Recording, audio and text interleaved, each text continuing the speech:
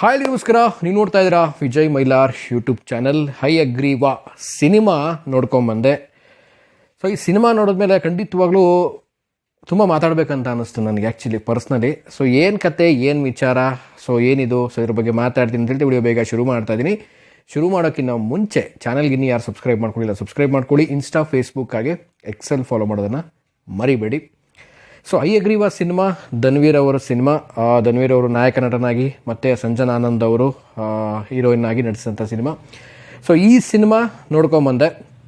But ಮೊದಲೇದಾಗಿ ಹೇಳ್ಬಿಡ್ತೀನಿ ನಾನು. ಸೊ ನನ್ನೊಂದು ಈ ವಿಡಿಯೋ ಏನು ಮಾಡ್ತಾಯಿದ್ದೀನಿ, ಸೊ ಟೀಮ್ ತನಕ ತಲುಪುತ್ತೋ ಅಥವಾ ಫ್ಯಾನ್ಸ್ ಅಥವಾ ಆಡಿಯನ್ಸ್ ತನಕ ತಲುಪುತ್ತೋ ಗೊತ್ತಿಲ್ಲ. ಸೊ ಯಾರಾದರೂ ಟೀಮ್ಗೆ ತಲುಪಿದರೆ ಖಂಡಿತವಾಗ್ಲೂ ಕಾಮೆಂಟ್ ಸೆಕ್ಷನಲ್ಲಿ ಟೀಮ್ ಅವ್ರು ಯಾರಾದರೂ ಕೂಡ ಒಬ್ಬರು ಕಾಮೆಂಟ್ ಸೆಕ್ಷನಲ್ಲಿ ಕಾಮೆಂಟ್ ಮಾಡಿ. ಮೊದಲೇದಾಗಿ ಕಂಗ್ರ್ಯಾಚುಲೇಷನ್ಸ್ ಹೇಳೋಕ್ಕೆ ಇಷ್ಟಪಡ್ತೀನಿ ಟೀಮ್ನ ಪ್ರತಿಯೊಬ್ಬರಿಗೂ ಕೂಡ, ಟೆಕ್ನಿಷಿಯನ್ಸಿಂದ ಹಿಡಿದು ಡೈರೆಕ್ಟ್ರಿಂದ ಹಿಡಿದು ಆ್ಯಂಡ್ ಪ್ರತಿಯೊಂದು ಈ ಸಿನಿಮಾಗೆ ಏನು ವರ್ಕ್ ಮಾಡಿದರೆ ಕಂಗ್ರ್ಯಾಚುಲೇಷನ್ಸ್ ಹೇಳೋಕ್ಕೆ ಇಷ್ಟಪಡ್ತೀನಿ. ಸೊ ಏನಕ್ಕೆ ಫಸ್ಟೆಲ್ಲ ಈ ರೀತಿ ಎಲ್ಲ ಮಾತಾಡ್ತಾ ಇದ್ದೀನಿ ಅಂತಂದರೆ, ಐ ಅಗ್ರೀವಾ ಸಿನಿಮಾದ ಬಗ್ಗೆ ಒಂದು ಚಿಕ್ಕದಾಗಿ ಹೇಳ್ಬಿಡ್ತೀನಿ. ಸ್ಟೋರಿ ಅಂತೂ ನಿಜವಾಗ್ಲೂ ನಾನು ಹೇಳೋಕ್ಕೆ ಹೋಗಲ್ಲ. ಏನಕ್ಕೆ ಅಂದರೆ ಈ ಸ್ಟೋರಿನ ನಾನು ಸ್ವಲ್ಪನೂ ಹೇಳಿದ್ರು ಕೂಡ ಒಂದು ಸಿನಿಮಾನ ಸ್ಪಾಯ್ಲ್ ಮಾಡ್ದಂಗೆ ಆಗುತ್ತೆ. ಸೊ ಏನಕ್ಕೆ ಅಂತಂದರೆ, ಸೊ ಸ್ಟೋರಿ ಆ ರೀತಿನ ತುಂಬ ಒಂದು ವಿಭಿನ್ನವಾಗಿ ಎಣೆದಿದ್ದಾರೆ, ಒಂದು ಸಸ್ಪೆನ್ಸ್ ತೊಗೊಂಡೋಗಿದ್ದಾರೆ. ಸೊ ನಾನು ಅದನ್ನು ರಿವೀಲ್ ಮಾಡೋಕ್ಕೆ ಇಷ್ಟಪಡಲ್ಲ. ಸೊ ಒಂದು ಊರಿನಲ್ಲಿ ಅಂದರೆ ಬ್ಯಾಂಗ್ಳೂರು ಸಿಟಿಯಲ್ಲಿ ಸರಣಿ ಕೊಲೆಗಳಾಗ್ತಾ ಇರುತ್ತೆ. ಸೊ ಸರಣಿ ಕೊಲೆ ಅಂದ ತಕ್ಷಣ ತುಂಬ ಸಿನಿಮಾಗಳಲ್ಲಿ ಸರಣಿ ಕೊಲೆಗಳಾಗೋದನ್ನು ನೋಡ್ತಾ ಇರ್ತೀವಿ. ಅದು ಇನ್ವೆಸ್ಟಿಗೇಷನ್ ಮಾಡಿ ಯಾರು ಮಾಡಿದ್ದಾರೆ ಅಂತ ಆಲ್ಮೋಸ್ಟ್ ಈ ಥರ ಇನ್ವೆಸ್ಟಿಗೇಷನ್ಸ್ ಸಿನಿಮಾಸ್ಗಳನ್ನು ನೋಡಿದ್ವಿ. ಬಟ್ ಈ ಸಿನಿಮಾ ತುಂಬಾ ಒಂದು ಡಿಫ್ರೆಂಟ್ ಆಗಿದೆ. ಆ್ಯಂಡ್ ಏನಕ್ಕೆ ಆ ಇನ್ವೆಸ್ಟಿಗೇಷನಲ್ಲಿ ಅದೊಂದು ಡಿಫ್ರೆಂಟ್ ಆಗಿದೆ, ಆ್ಯಂಡ್ ಏನಕ್ಕೆ ಆ ಒಬ್ಬ ವ್ಯಕ್ತಿಯನ್ನು ಹುಡುಕ್ಲಿಕ್ಕೆ ಅಷ್ಟೊಂದು ಕಷ್ಟ ಆಗುತ್ತೆ, ಆ ವ್ಯಕ್ತಿ ಯಾರು, ಧನ್ವೀರ್ ಅವರ ಒಂದು ಕ್ಯಾರೆಕ್ಟರು ಪೊಲೀಸ್ ಒಂದು ಕ್ಯಾರೆಕ್ಟರಲ್ಲಿ ತುಂಬಾ ಅದ್ಭುತವಾಗಿ ಕಾಣಿಸ್ಕೊಂಡಿದ್ದಾರೆ. ಒಂದು ಬಾಡಿಯನ್ನು ಬಿಲ್ಡ್ ಮಾಡ್ಕೊಳೋದಾಗಿರ್ಬೋದು, ಆ್ಯಂಡ್ ಅವರ ಒಂದು ಬೇರೆ ರೀತಿಯಲ್ಲಿ ಕಾಣಿಸ್ಕೊಂಡಿದ್ದಾರೆ ಈ ಸಿನಿಮಾದಲ್ಲಿ. ಒಂದು ಐ ಥಿಂಕ್ ನಾನು ಹೇಳೋದಾಯಿತು ಅಂದರೆ, ಇಷ್ಟು ದಿನದಲ್ಲಿ ಧನ್ವೀರ್ ಅವರು ಸಿನಿಮಾಗಳಲ್ಲಿ ಯಾವ ಸಿನಿಮಾ ಇಷ್ಟ ಅಂದರೆ, ಸೊ ನಾನು ಇನ್ಮೇಲೆ ಐ ಅಗ್ರೀವಾ ಅಂತ ನಾನು ಹೇಳ್ತೀನಿ. ಸೊ ಯಾಕೆಂದರೆ ಅಷ್ಟರ ಮಟ್ಟಿಗೆ ಒಂದು ಅದ್ಭುತವಾದಂಥ ಒಂದು ಸ್ಟೋರಿ ಆಗಿರ್ಬೋದು ಮತ್ತು ಅವ್ರ ಪರ್ಫಾರ್ಮೆನ್ಸ್ ಆಗಿರ್ಬೋದು ಅಷ್ಟು ಅದ್ಭುತವಾಗಿ ಮೂಡಿ ಬಂದಿದೆ ಈ ಸಿನಿಮಾದಲ್ಲಿ ಅಂತ ಹೇಳಕ್ಕೆ ಇಷ್ಟಪಡ್ತೀನಿ.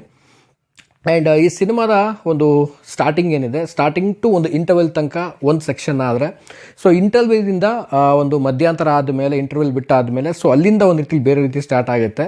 ಸೊ ಆ ಒಂದು ಕಾನ್ಫ್ಲಿಕ್ಟ್ ಏನಿದೆ, ಸೊ ಆ ಎರಡೂ ಒಂದು ಭಾಗ 1 ಭಾಗ 2, ಸೊ ಇಂಟರ್ವೆಲ್ ಆಫ್ಟರ್ ಆದಮೇಲೆ ಆಗಿರ್ಬೋದು, ಬಿಫೋರ್ ಇಂಟರ್ವೆಲ್ ಆಗಿರ್ಬೋದು, ಸೊ ಅದು ತುಂಬ ಚೆನ್ನಾಗಿದೆ. ಯಾಕೆಂದರೆ ಆಡಿಯನ್ಸ್ಗಳನ್ನು ಥಿಯೇಟ್ರಲ್ಲಿ ಕೂರು ಹೋಗಿ ಮಾಡೋದಿದೆಯಲ್ಲ, ಅದು ನಾನು ತುಂಬ ಸಲ ಹೇಳ್ತಾ ಇರ್ತೀನಿ, ಅದು ತುಂಬ ದೊಡ್ಡದು ಗ್ರೇಟ್ ಆದಂಥ ಕೆಲಸ. ಅದು ಖಂಡಿತವಾಗ್ಲೂ ಅದು ಚಿಕ್ಕ ಕೆಲಸ ಅಂತೂ ಅಲ್ಲ.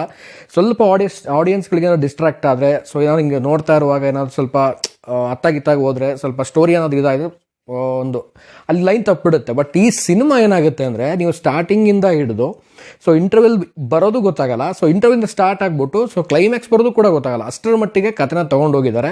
ಸೊ ಸಿನಿಮಾ ಮುಗಿದಾದ್ಮೇಲೆ ಒಂದು ಎಕ್ಸ್ಪೀರಿಯನ್ಸ್ ಆಗುತ್ತೆ. ಸೊ ಬಹುಶಃ ಭಾಳ ಜನಕ್ಕಾಗಿರುತ್ತೆ, ಎಷ್ಟೊಂದು ಸಿನಿಮಾ ನೋಡ್ಕೊಂಡೋದಾಗ ಆ ಒಂದು ಕ್ಯಾರೆಕ್ಟರ್ಸ್ಗಳು, ಸೊ ಇದು ನಮ್ಮ ಲೈಫಲ್ಲಿ ನಡೆದ್ಬಿಡ್ತೋ ಏನೋ, ಸೊ ನಾವೀಗ ಹೆಂಗಪ್ಪ ಈಗ ಅನ್ನೋದು. ಸೊ ನಾವು ಪಾರ್ಕಿಂಗ್ ಲಾಟ್ ತನಕ ಹೋಗ್ಬಿಟ್ಟು ನಾವು ಬೈಕ್ಸು ಕಾರ್ಸು ತೊಗೊಳ್ಳೋ ತನಕ ನಾವು ಒಂದು ಮೈಂಡಲ್ಲಿ ಗುಂಗಲ್ಲಿ ಇರ್ತೀವಲ್ಲ, ಸೊ ಆಫ್ಟರ್ ಲಾಂಗ್ ಟೈಮ್ ಆ ಗುಂಗನ್ನು ಕ್ರಿಯೇಟ್ ಮಾಡ್ತೀನಿ ನಂಗೆ ಈ ಸಿನಿಮಾ, ಪರ್ಸ್ನಲಿ ಸೀರಿಯಸ್ ಆಗಿ ಹೇಳ್ತಾ ಇದ್ದೀನಿ. ಆ್ಯಂಡ್ ಸೊ ಈ ಥರ ಒಂದು ಸಿನಿಮಾನ ಒಂದು ಮಾಡಿರುವಂಥ ನಿರ್ದೇಶಕರಾದಂಥ ರಘುಕುಮಾರ್ ಅವ್ರಿಗೆ ಖಂಡಿತವಾಗ್ಲೂ ಗ್ರೇಟ್ ಅಂತ ಹೇಳ್ತೀನಿ. ತುಂಬ ಚೆನ್ನಾಗಿ ಮಾಡ್ಕೊಂಡಿದ್ದಾರೆ, ಕತೆ ಆಗಿರ್ಬೋದು ಮತ್ತು ನಿರ್ದೇಶನ ಆಗಿರ್ಬೋದು ತುಂಬ ಚೆನ್ನಾಗಿ ಮಾಡ್ಕೊಂಡಿದ್ದೀರಾ. ಸಿನಿಮಾ ಮಾತ್ರ ಯಾವುದೇ ಕಾರಣಕ್ಕೂ ಬೋರ್ ಆಗಲ್ಲ. ಆ್ಯಂಡ್ ಒಂದು ಈ ಫಸ್ಟ್ ಹಾಫಿಂದ ಹಿಡಿದು ಸೆಕೆಂಡ್ ಹಾಫಲ್ಲಿ ಒಂದು ಸ್ಟೋರಿಗೆ ಓಪನ್ ಆಗುತ್ತೆ. ಆ್ಯಂಡ್ ಈಗ ನೀವೆಲ್ಲ ನೋಡಿರ್ತೀರ ಡ್ರಾಮಾ ಮಾಡುವಂಥದ್ದು, ಹಳ್ಳಿಯಲ್ಲಿ ಎಲ್ಲ ಡ್ರಾಮಾ ಮಾಡ್ತಾ ಇರ್ತಾರೆ. ಸೊ ಅಲ್ಲಿ ಒಂದು ಆ ಡ್ರಾಮಾದ ಮುಖಾಂತರ ಕಥೆಯ ಒಂದು ಚಾಪ್ಟರ್ ಓಪನ್ ಆಗುತ್ತೆ. ಏನಕ್ಕೆ ಈ ಒಂದು ಸರಣಿ ಕೊಲೆಗಳ ಬಗ್ಗೆ ಆಗಿರ್ಬೋದು, ಏನಕ್ಕೆ ಇದೆಲ್ಲ ಕ್ರಿಯೇಟ್ ಆಗ್ತಿದೆ ಅನ್ನೋದು ಸೆಕೆಂಡ್ ಹಾಫಲ್ಲಿ ಗೊತ್ತಾಗುತ್ತೆ ಆಲ್ಮೋಸ್ಟ್ ಎಲ್ಲರೂ ಕೂಡ.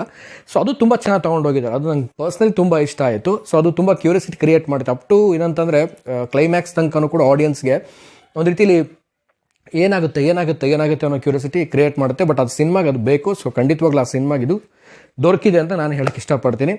ಆ್ಯಂಡ್ ಒಂದು ಸ್ಪೆಷಲ್ ಕ್ಯಾರೆಕ್ಟರ್ ಇದೆ. ಸೊ ಅವ್ರ ಹೆಸರು ರಿವೀಲ್ ಮಾಡಲೋ ಬೇಡವೋ ಅಂದರು. ಸೊ ತುಂಬ ಜನ ಅವ್ರ ಬಗ್ಗೆ ಮಾತಾಡಿದ್ದಾರೆ. ಸೊ ಹಾಗಾಗಿ ನಾನು ಕೂಡ ಮಾತಾಡ್ತೀನಿ. ಸುನಿಲ್ ರಾವ್, ಸೊ ನಿಮಗೆಲ್ಲ ಗೊತ್ತಿರ್ಬೋದು, ಎಕ್ಸ್ಕ್ಯೂಸ್ ಮೀ ಸಿನಿಮಾದಲ್ಲಿ ಸುನಿಲ್ ಅವ್ರನ್ನ ನೋಡಿದ್ದೀವಿ. ಆ್ಯಂಡ್ ಕ್ಲೈಮ್ಯಾಕ್ಸಲ್ಲಿ ಅವರು ಒಂಥರ ಪ್ರೀತಿ ಕಳ್ಕೊಂಡಾಗ ಒಂದು ಪಾಗಲ್ ರೀತಿ ಮಾಡುವಂಥದ್ದು, ಸೊ ಅವ್ರದ್ದೊಂದು ಕ್ಯಾರೆಕ್ಟರು ನಾನು ಆವಾಗ ನೋಡಿದ್ದೆ. ಬಟ್ ಅದನ್ನು ನಾನು ಮತ್ತೆ ಅವರ ಒಂದು ವಿಭಿನ್ನವಾದಂಥ ಕ್ಯಾರೆಕ್ಟರ್ನ after long time so I ಅಗ್ರೀವಾ ಸಿನಿಮಾದಲ್ಲಿ ನೋಡಿದ್ದೀನಿ ಅಂದರೆ ಖಂಡಿತ ತಪ್ಪಾಗಲ್ಲ.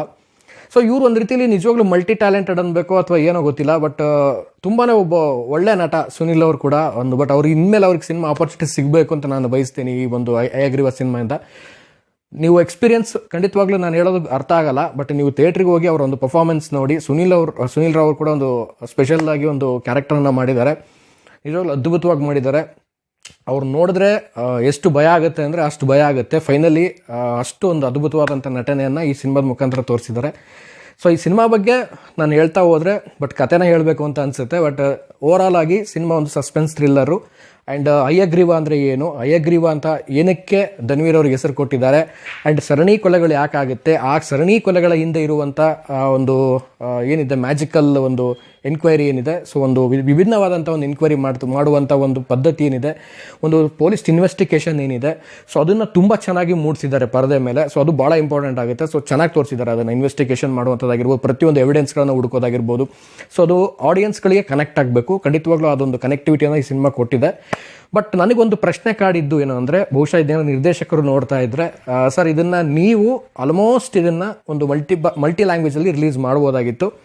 ಬಿಕಾಸ್ ಆಫ್ ಈ ಸ್ಟೋರಿ ಸೊ ಮಲ್ಟಿ ಲ್ಯಾಂಗ್ವೇಜಲ್ಲೂ ಕೂಡ ಆಡಿಯನ್ಸ್ ನೋಡುವಂಥ ಒಂದು ಸಿನಿಮಾ ಆಗಿರೋದ್ರಿಂದ, ಸೊ ನೆಕ್ಸ್ಟ್ ವೀಕಲ್ಲಿ ಅಥವಾ ಏನಾದರೂ ನೆಕ್ಸ್ಟ್ ಮಂತಲ್ಲಿ ಏನಾದರೂ ಪ್ಲ್ಯಾನ್ ಇದ್ದರೆ ಖಂಡಿತವಾಗ್ಲೂ ಇದನ್ನು ಮಲ್ಟಿ ಲ್ಯಾಂಗ್ವೇಜಲ್ಲಿ ರಿಲೀಸ್ ಮಾಡ್ಬೋದು. ಸೊ ಅಷ್ಟು ಒಂದು ಕತೆ, ಒಂದು ಇಂಪ್ರೆಷನ್ ಖಂಡಿತವಾಗ್ಲೂ ಆಡಿಯನ್ಸ್ಗಳಿಗೆ ಥಿಯೇಟ್ರಿಕಲ್ ಎಕ್ಸ್ಪೀರಿಯನ್ಸಲ್ಲಿ ಒಂದು ಮಜಾ ಕೊಡುತ್ತೆ.